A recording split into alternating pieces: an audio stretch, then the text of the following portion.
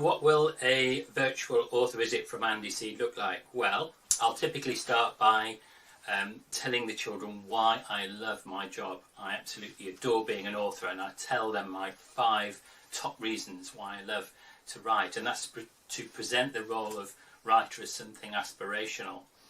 And after that, I will typically share some of my favourite books and read some excerpts, share some facts, and my books all have humour in them, so I'll share some jokes along the way, and that's to really engage the children.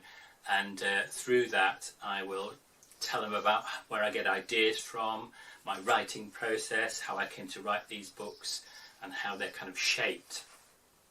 And after that, I will typically make the session a bit more interactive with a quiz, a fun quiz, and maybe some riddles. And also I have a fantastic word game which is guaranteed to entertain everyone, as well as get everyone thinking and joining in. So I'll follow that with a Q&A typically to end off.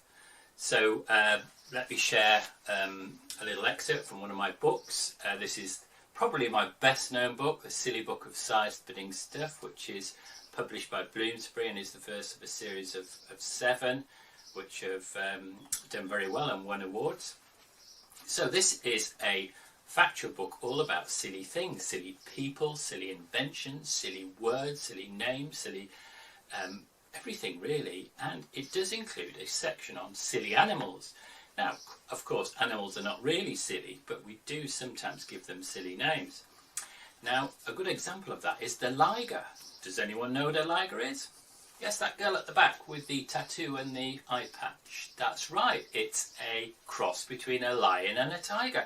If a male lion and a female tiger mate and they have a baby, that will be half lion, half tiger, a liger. Do you see how the name is blended? I really love that name, liger. The animal's a bit strange.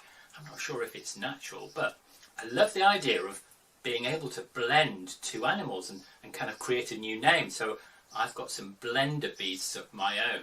So imagine if you could blend any 2 animals. What would you come up with? If you could blend a gibbon and a piglet, you'd get a giblet. If you could blend a horse and a rabbit, you'd get a hobbit.